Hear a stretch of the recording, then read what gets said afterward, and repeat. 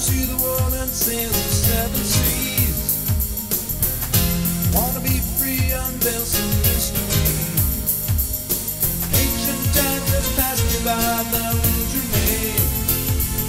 For my eyes under the open sky, but here life guides me to my destination. Sail set high, I passed the key. Hi everyone. You're probably going to be used to me going on adventures around Vancouver Island or even my travels in Colombia, South America.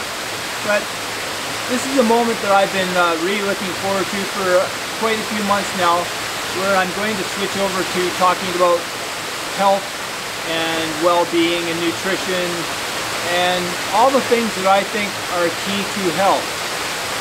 Now you might be wondering to yourself right off the bat, so what do you have to offer, Thomas Dawson, that hasn't already been said on a million other YouTube channels by a bunch of doctors and other certified nutritionists, etc., etc.? Well, basically, I'm going to tell you my brief story. I was born and raised on Vancouver Island, and I've always been a very curious person. And as I grew older, into my teens and 20s, I became really curious to know the answers to three main categories. And those categories are, what are the keys to health? Is there an optimum diet that one can eat, among other things? I became very curious about spirituality. I wanted to know the answers to all the spiritual questions like, is there life after death? Does God exist? And if God does exist, what is he, she, or it? I want to know the answers to if there's such a thing as karma. If we do have life after death, what happens after that? Do we come back into a new body? All those kinds of things. I had a really great thirst to know the answers to all those types of questions. Right around the same time, I also had a real desire to know why our world was in such a colossal mess.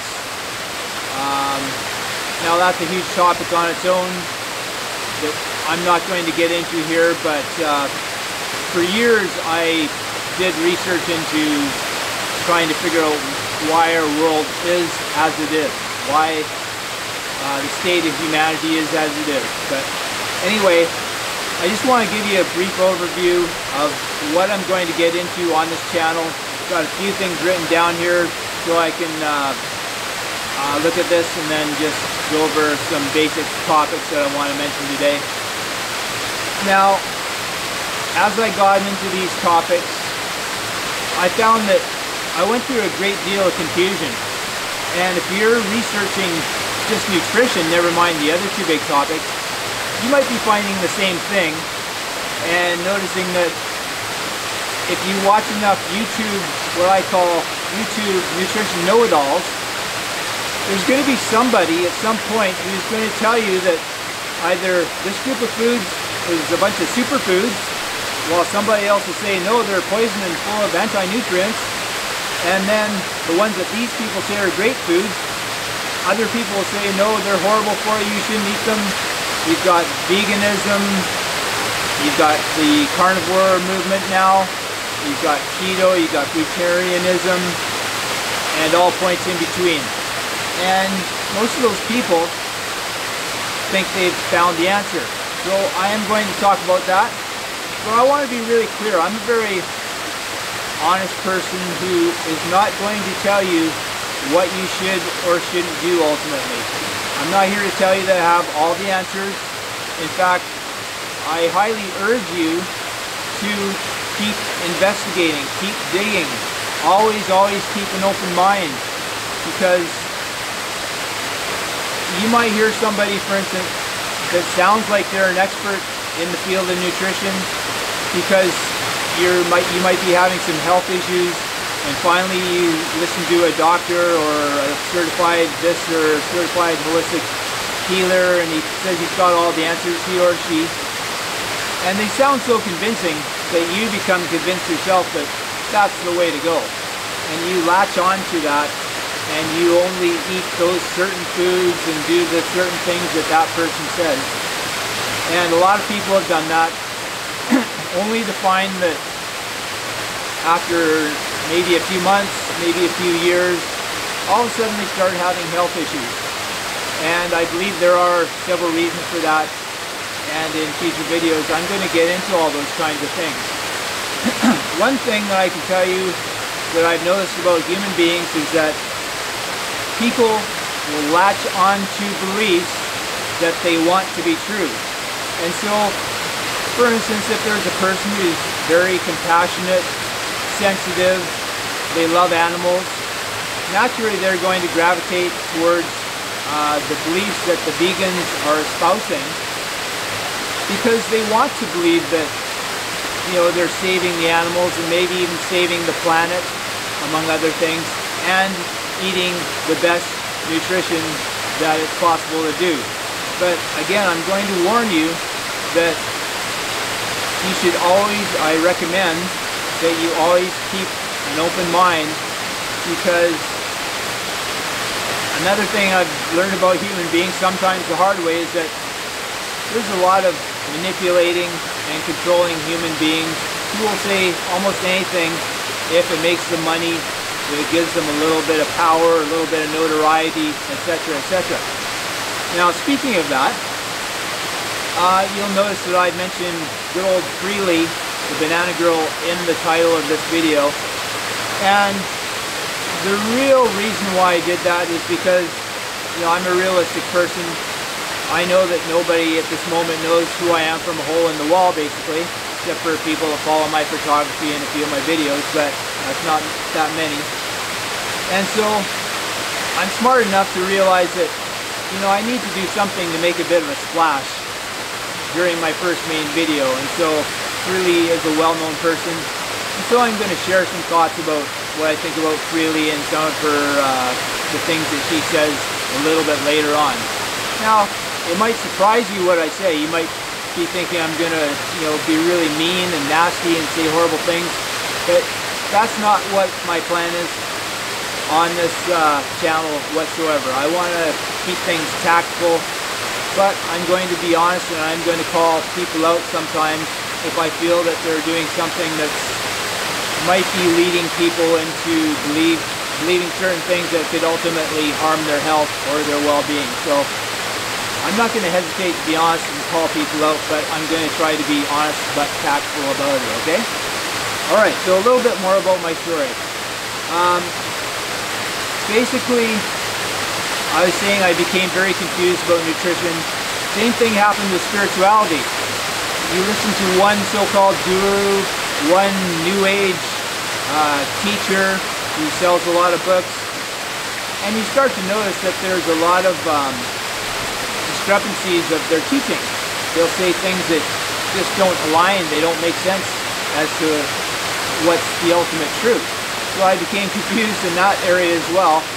And then of course, if you get into researching what's going on around this world, you're going to hear conspiracy authors saying the world is messed up because there's an Illuminati faction that's controlling the world. Then you're going to hear people that even say there's another, we call it invisible influence, like demons, I guess.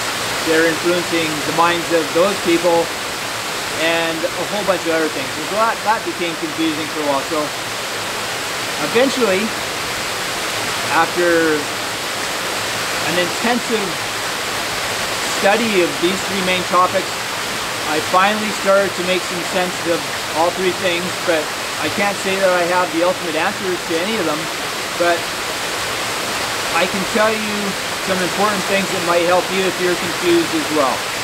And the result was, I started writing a series of books, which is now 4 volumes, called Getting Real in the Unreal World, the story of a rude awakening and inspiration.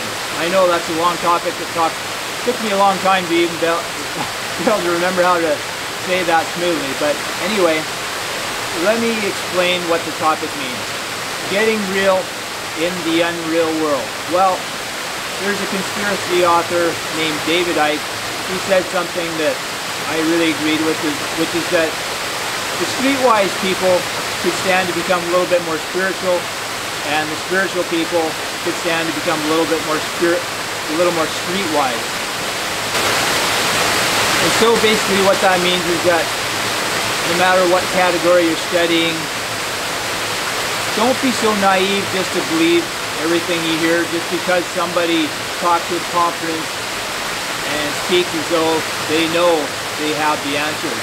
Because a lot of New Age spiritual information, from what I discovered, is in fact, I call it the lie sandwich, which means that they will put a certain amount of truth in the middle, but it's surrounded by some extreme lies that can lead people into a lifestyle that's not really ultimately going to help them too much. I'll just put it that way for now.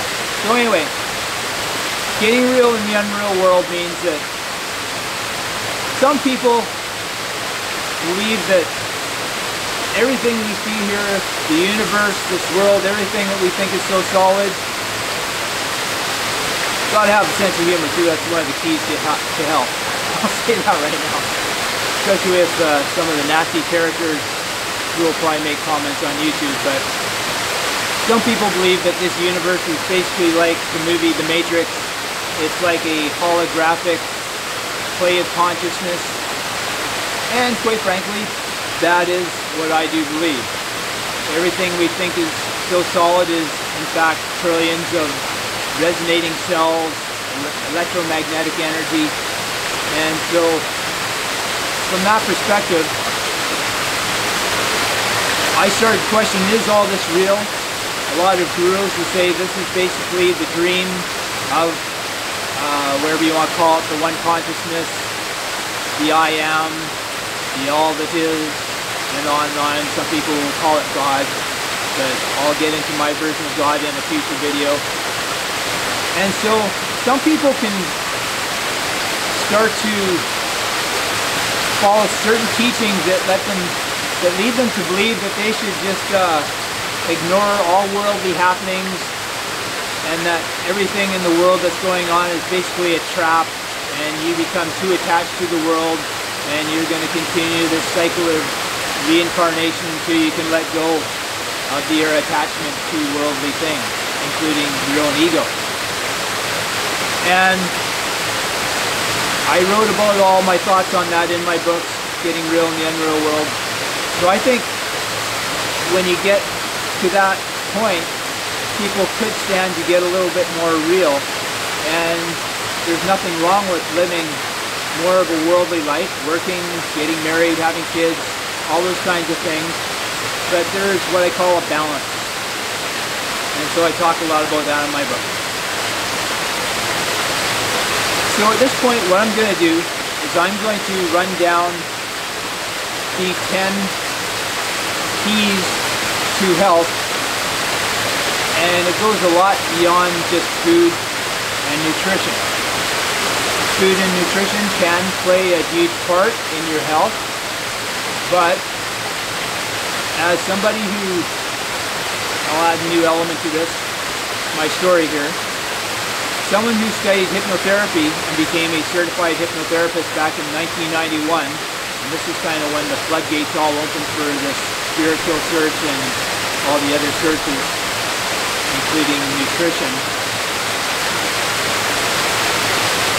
Going back to what I was saying, what do I have to offer that might be new? Well, I have a hypnotherapist point of view, and I don't hear a whole lot of people talking about that. And things like stress, your moods are being greatly underestimated as to the impact that it can have on your health. And I saw that firsthand with people that I worked with, and I'll give examples of people that I worked with at one point in future videos as well. But there's a whole list of things that if you don't find what I call the balance line in any of those categories, you can become ill, diseased, and if you believe in death, you can die. Again, personally, I'm just going to be honest, I personally believe that we have a soul that continues on afterwards. but that's a whole other big category on its own as well. So I'm just going to mention the categories that I have, and I'll make a few comments as we go along here.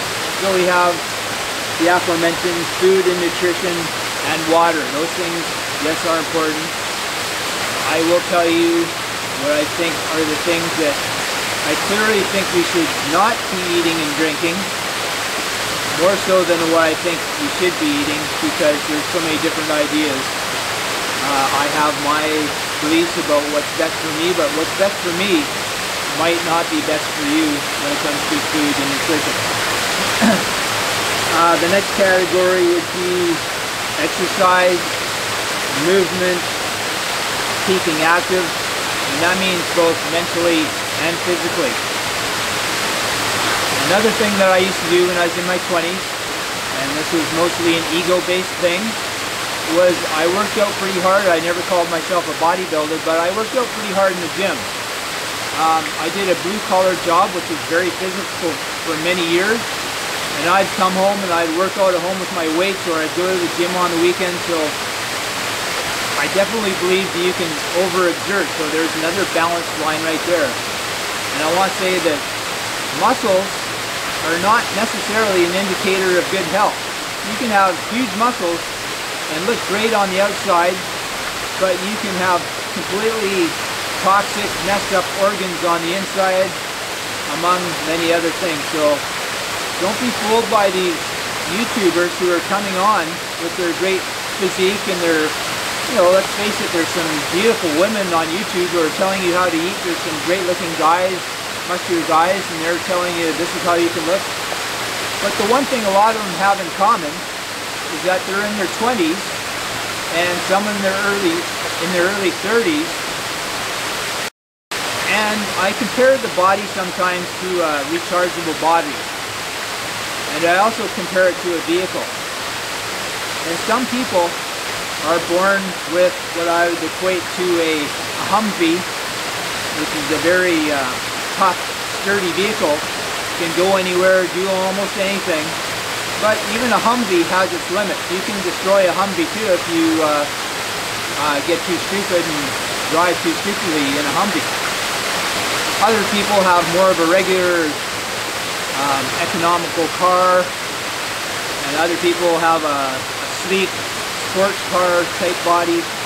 And unfortunately, there's some people who have more like, I don't know if you remember the old car called a Gremlin. And I think there was one called a Vega as well.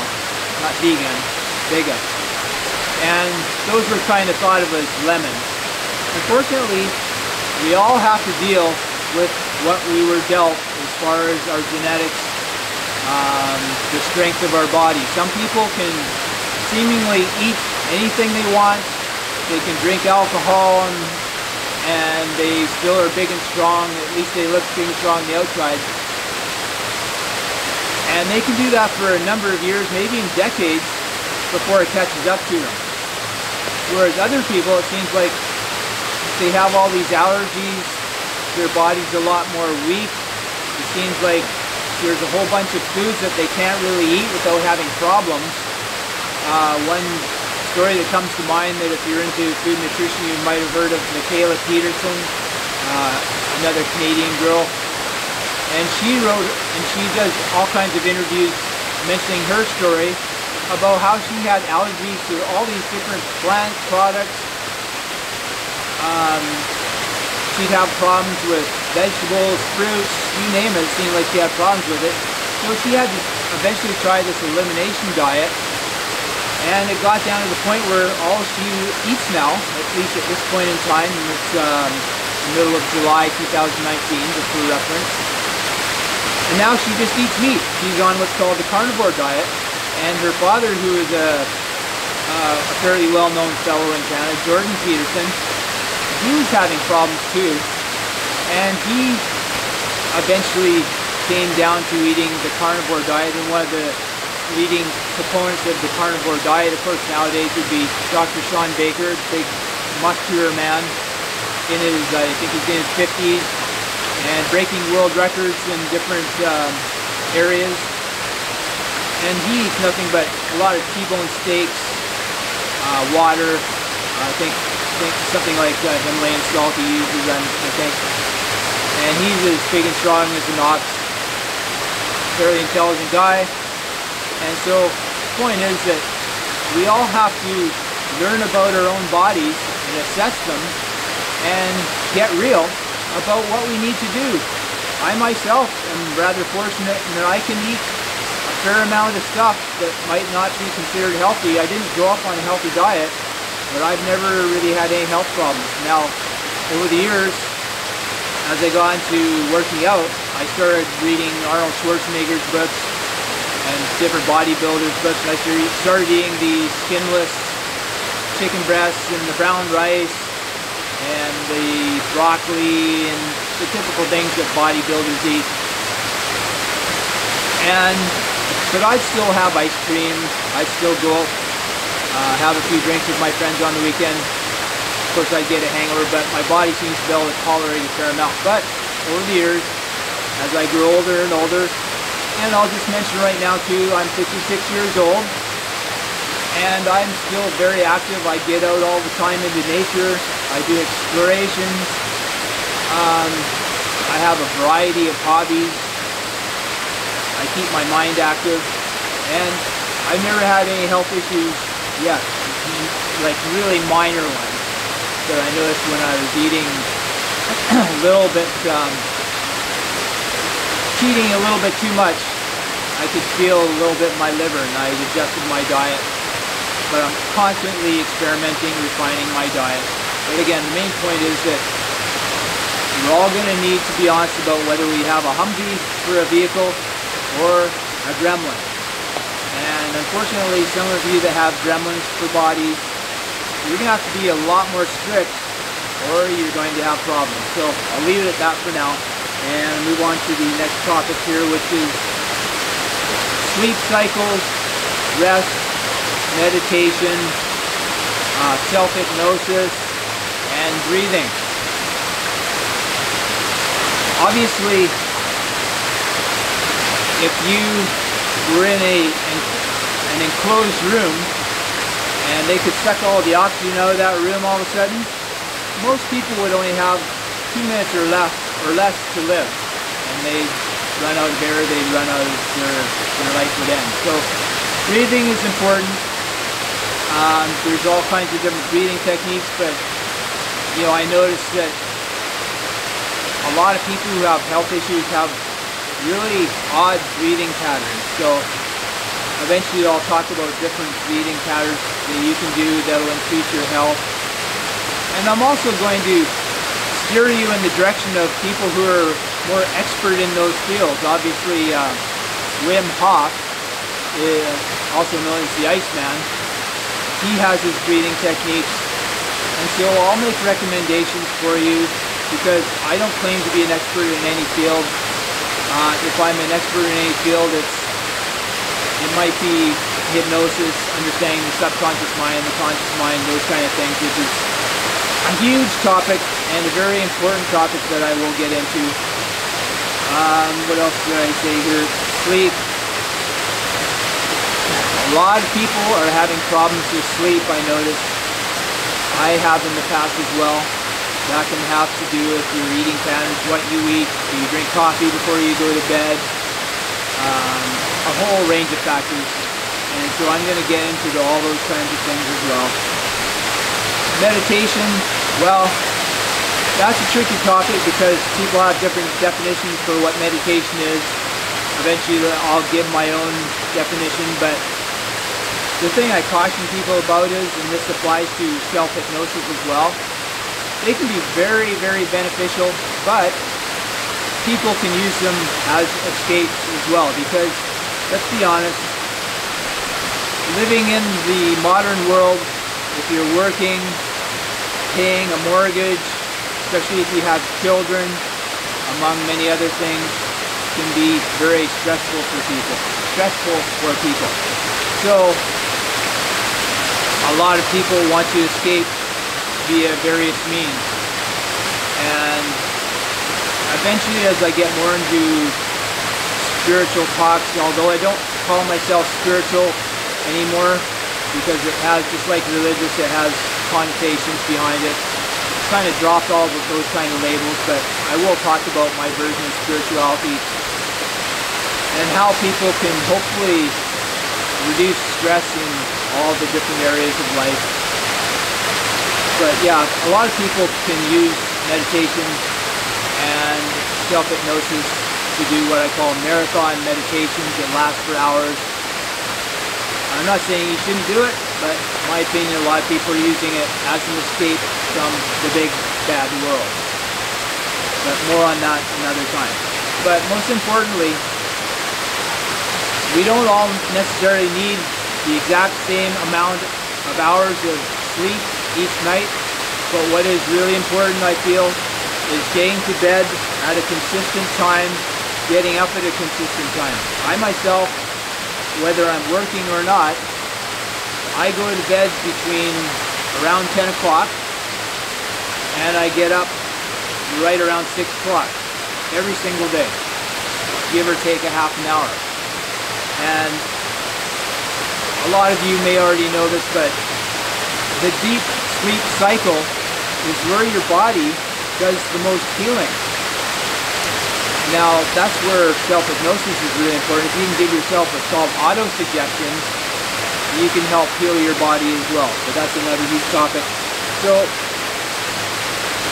I'll move on to the next. Number 4 is sound. And that can include things like the sounds of nature.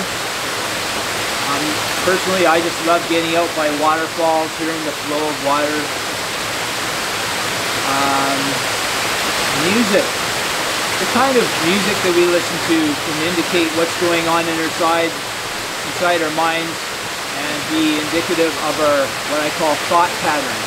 In fact, every single thing we do is an indicator of what's going on in here. All your actions are an indicator of that. I'll explain that another time. But if you're listening to, for instance, thrash metal, it can be an indicator that you've got a lot of anger inside. And I'm not saying that to put down thrash metal people, because I like a variety of music from classical to hard rock. I've listened to Metallica.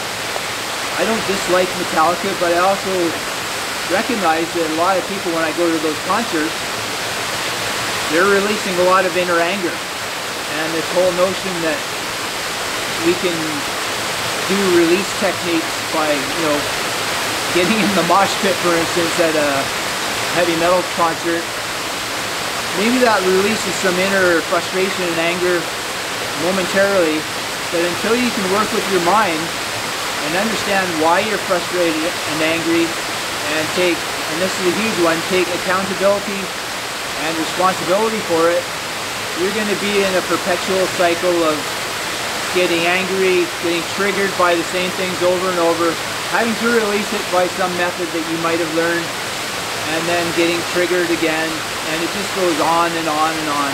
Just like a lot of people's lives is get up, eat, shower, go to work, come home, make dinner, do laundry, go to bed. That's their life, and I'm not knocking it, but I also recommend that people get out, if at all possible, explore nature, go traveling to somewhere other than your typical 1 week, 2 week vacation spot where you're in an all-inclusive resort. Learn about what's going on around the world, learn about different cultures. Some of my most amazing experiences have come during travel. And when I say travel, I don't mean to a resort, I mean getting out and meeting the local people. For instance, I've been to Colombia many times, I've been to India, several places, had some, heartwarming experiences, some difficulties that I've grown from.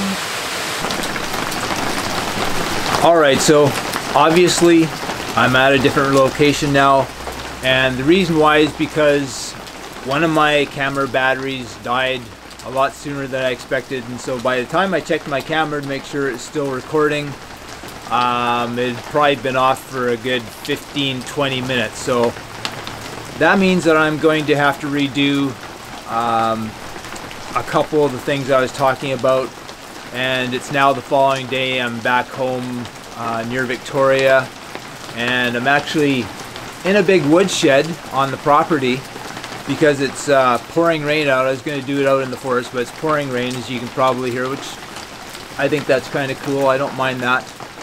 And anyway, I'm going to pick up where I left off, and then I'm going to have to cover number 5 and number 6 again, okay? And then we'll go back to the recording that I did yesterday. All right, so what I was about to talk about was that when I was 15 years old, I did a class trip, various students from 2 schools to France. And I'll be completely honest with you, I was not a worldly young boy. I grew up in a tiny little town called Cobble Hill, so I call it the Cobble Hillbillies. And I think it's fair enough to say that I lived a bit of a sheltered life, probably a little bit of a mama's boy. And so going to Paris, France was the first kind of lengthy trip for me. Previously that, I'd only been to Disneyland with my mom the one time. Other than that, I hadn't really done any traveling. So I thought it all sounded cool. I didn't really know what to expect, but I was with other students my age, so I thought everything would be fine. But the first thing that happened when we got to Clermont-Ferrand, it was called, the city in France, was that we were supposed to go to our individual families. We were all staying with different families. And sure enough, everybody's sent off with their families. Everybody shows up except for my family. So the first night I had to stay in this kind of a dorm room, dingy, dark place, and I swear I had probably the worst nightmares and lack of sleep I've ever had in my life that night, because I was, you know, all worried that my family wasn't going to show up and what was I going to do. So I got all stressed out. And sure enough, the family showed up the next morning, but I still, you know, it was really difficult because I was off by myself with this family, and I spoke some French and they spoke English, some English, so we were able to communicate, but it's just really weird at the time. But the main point that I want to make by sharing that story is that going out of my comfort zone really helped me to grow. By the end of that trip, I mean, I was homesick, and at first I just wanted to go home, but I persevered. Eventually all of our class got together when we went to Paris, and we did excursions, so things got better then. But up until then, I really just wanted to go home, and I missed my mommy and all that kind of stuff. So I grew in so many ways by persevering and getting out of my comfort zone. And what I find nowadays is that people get in their, I call it the little comfort zone bubbles, their little safety zones, and they don't want to get out of that. And it goes to the extent that we're living in homes, and if it's too hot out, we put the air conditioning on. If it's too cold out, we put the heat on, because people want to always be comfortable and never suffer, or their perception of suffering. And basically people are so much into that it always has to be 72 degrees or within a couple degrees of that, so they're comfortable. And what ends up happening is that we become kind of like domesticated animals, and our bodies can't cope with hot and cold anymore. And so when we go out into those temperatures, we have to put these heavy jackets on when it's cold, and we're uncomfortable when it's too hot, and our body can actually adapt to those kinds of things if we are out in those circumstances more often. But we've lost touch with getting out into nature, and one of the most important things is to get out into nature and to, you know, like, it's actually a little chilly out right now, but I'm just wearing my shirt and it's no big deal. You know, you get used to that kind of thing. If you get into the Wim Hof breathing techniques, you can do all kinds of amazing things with your body and adapt to cold and heat and things like that. But anyway, the main point I wanted to make is getting out and traveling has helped me to grow a lot, and I encourage you to do that. Get out of your comfort zones, and don't be like a domesticated animal. We need natural light, not that fake light that we have in our homes and in people's offices. That's doing far more harm than people would suspect, which leads me into getting into number 5 here, which is light, energy, electricity, and magnetism.